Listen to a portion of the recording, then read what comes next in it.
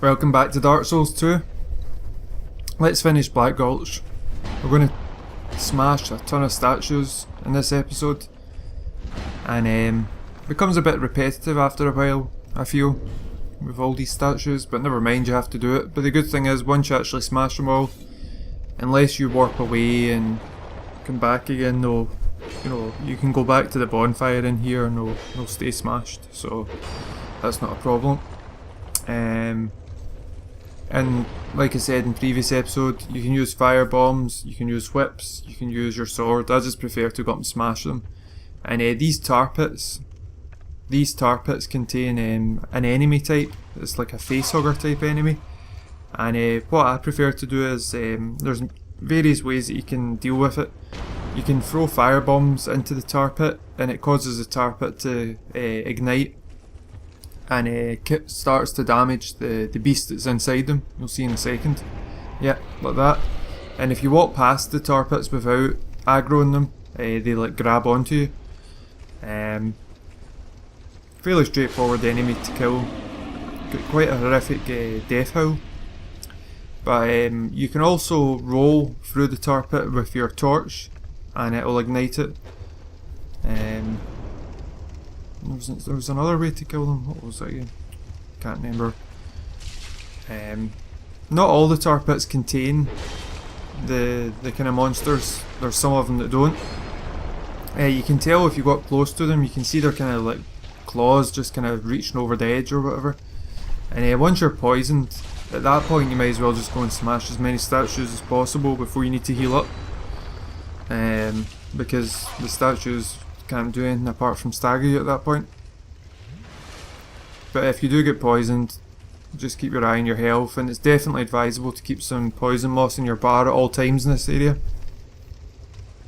because you will get poisoned at some point.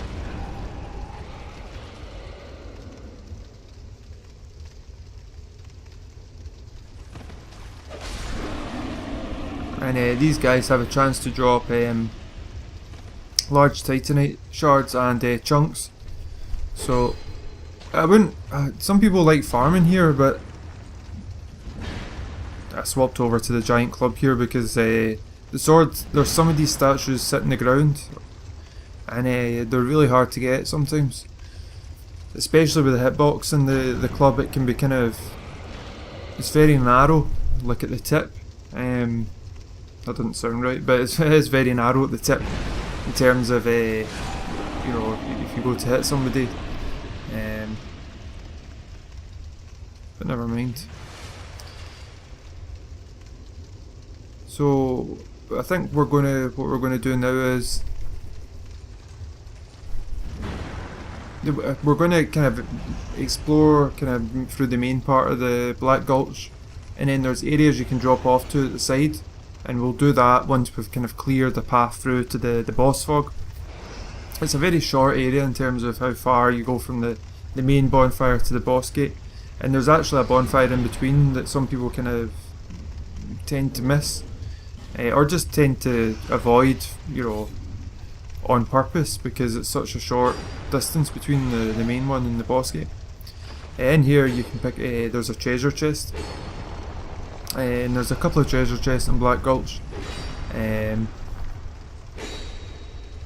There's one that's kind of, you'll see it soon, but there's one that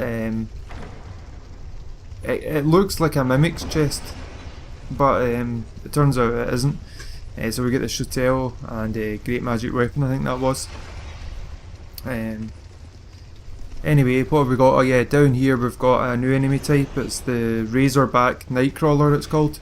And I just prefer to take these guys out from distance. They remind me of their like Tremors-like creatures, that Kevin Bacon film from the early 90s. And you can actually go up next to them and just kind of wait for them to come out their cave or whatever, or their opening, and then you can just hit them with your like sword or whatever. But don't stand in front of them because they'll knock you off the path and into the darkness. This is annoying me a bit with all the different statues. Best to throw a firebomb up at these ones that are up on the ledge. You feel like you're practicing like a, I don't know, a shot put simulator in this area. So we've got more information about the latest game from FromSoft, the one that everyone knows as Project Beast, which is now known as Bloodborne. And apparently it's going to be like a fast-paced action game with no shields apparently. It's confirmed that it's supposed to be like a Victorian era London with a dark twist. And I said in the previous episode, it reminds me, the lanterns and the bloodied streets and whatnot remind me of certain films, especially the kind of Jack the Ripper films, like From Hell. That was the one I'd mentioned in the previous episode. And there's also definitely a Van Helsing vibe going on there. But yeah, no shields, an extensive map that's both explorable horizontally and vertically, and what else did they say? There's something else. Oh yeah, health system, instead of Estus, it's blood. Apparently drink blood or whatever. What else? There was something I was going to say about those Razorback Nightcrawlers. Yeah, they had the chance to drop poison stones and a hex called Dead Again. And the bonfire, the other bonfire that's in this area, is just to the right where we're standing right now. And we're going to go to it in a moment.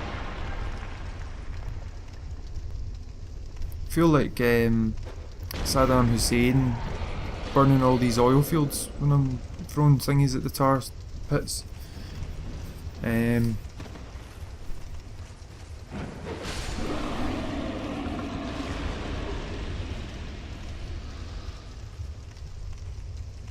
But I'm excited, I'm looking forward to Bloodborne. There's two other games actually that kind of that look a bit Dark Soulish. One is called Deep Down, which is a free to play game on the PlayStation 4 by Capcom. And the other one is called, is it Last of the Fallen? Check that out in a second. And it's for PC, PlayStation 4 and Xbox One, and that really does look like Dark Souls. You've got like you imbibe a drink and it restores your health. You get, I think you get souls, or not souls, they don't call it souls, but you know, when you kill enemies, you absorb something from them. The weapons look very Dark Soulish, and the health and bars and whatnot of the enemies. Anyway, this is the chest I was talking about. It definitely looks like a Mimic's chest, and I thought it was, and that's why I threw a firebomb at it. It turns out that it's not. I believe it only contains a Divine Blessing. Now it only contains rubbish because I've destroyed it. But wait, I'll see, I must have written that down about that other game. Lords of the Fallen, sorry. Lords of the Fallen. And the other thing that I'd written down here was to remind you, if you're currently in your playthrough of Dark Souls 2, that if you go to Majula, the basement, I mentioned this in a previous episode, but in the lead up to the DLC being released, FromSoft are resetting the treasure chest that's in the basement, the basement of the mansion in Majula. And last week it was free petrified something. This week, starting from today, it's free Twinkling Titanite, and you might need to go back to the Majula bonfire and warp to it, even if you're sitting there, for it to reset the treasure chest. That's what I had to do last week. Anyway, we're now going to jump off one of the sides of the pathway to get to some of the areas that are down below. And this is where all the NPCs in this area are down below actually.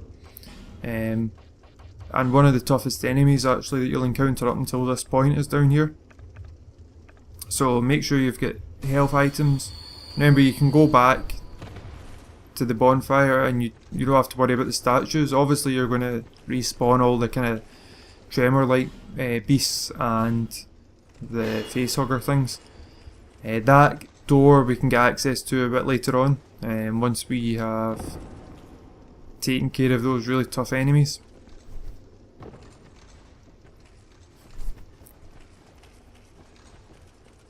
So make our way down this path.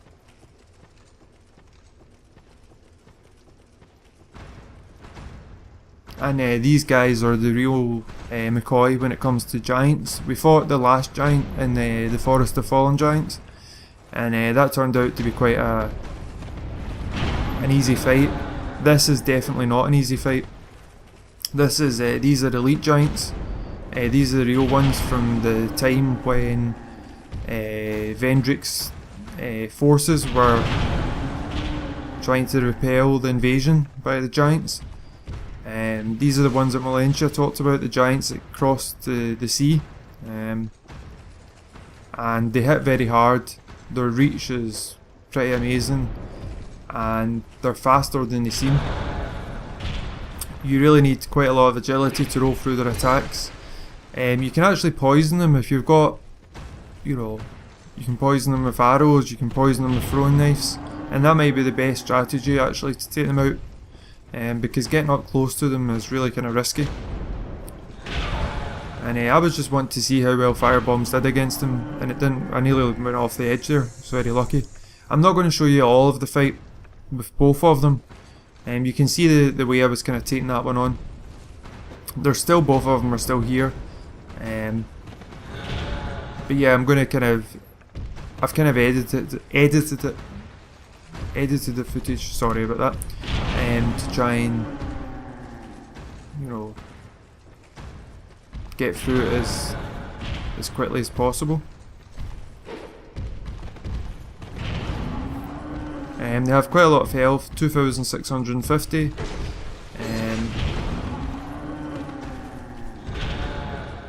And yeah, you want to. If you've been putting souls into adaptability, which increases your agility and gives you iframes, you'll be able to roll through some of their attacks. And I had thankfully been putting. They can hit behind them themselves as well. But yeah, I had been putting some souls into adaptability, and it really helped. Like there, and the one a second ago where I rolled in front of them. And we get the Forgotten Key and the Soul of a Giant, and I can't emphasise enough, see that Soul of a Giant, do not use it for souls, keep it because it's an end game item. The Forgotten Key, it talks about an intricate design and whatnot, and it's interesting that a giant would have that. And as far as we were aware, the giants at this point were all dead, or they were all like the one we'd fought in the Forest of Fallen Giants. But these guys were, they seem, the same as they did, as what am I trying to say? Anyway, we picked up the Ring of Giants here, which increases your poise. And I think we got a Petrified Dragon Bone as well, which is useful for boss weapons if you want to upgrade them. Weaponsmith Ornifacts or Macduff or whatever. And if you want to summon Lone Hunter Schmidt for the boss fight, you can do that, but I would recommend summoning another NPC that we've already met before. And we're on our way to speak to them in a minute. We're going to go and speak to another NPC first with the Forgotten Key.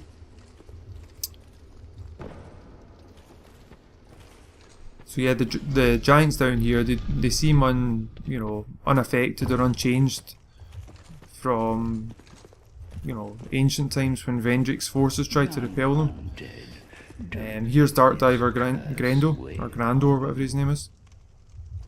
We meet a second time.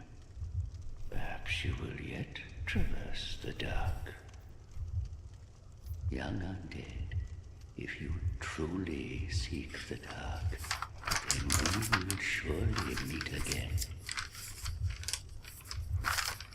And you need to talk to him in 3 locations. And so we've met him. This is the second time we've met him. You can see he's next to his Porto again. And his quest line. You have to come back here to complete his quest line. Once you've spoken to him in another location a bit further on in the game. And his quest line is actually very difficult, very challenging. especially the boss fight that's associated with it, but that's something we'll come to later. What else have I got here? So if you come down here, which is near the first bonfire at the Black Gulch, the one just at the entrance, and you come off the edge here, just be careful, it's quite a tricky one. We'll go and speak to one of our favourite NPCs, Lucatiel. And she's not doing very well.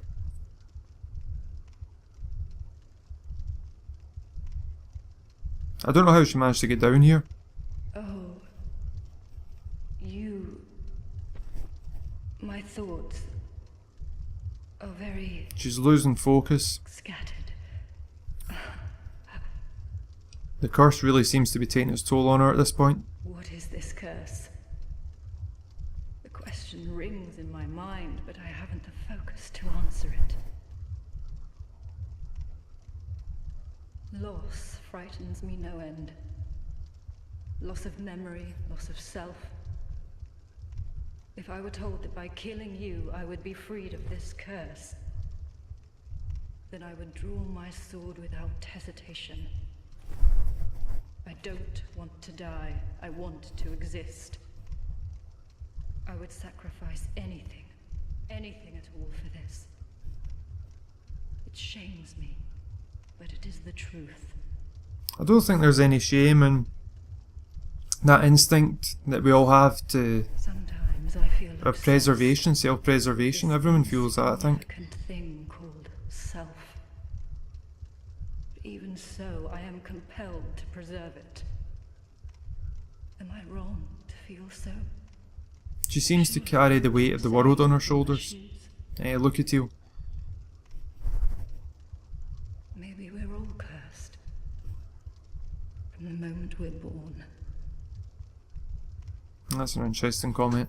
But maybe there's some truth to that statement, but it's quite a negative one and quite a pessimistic outlook in life.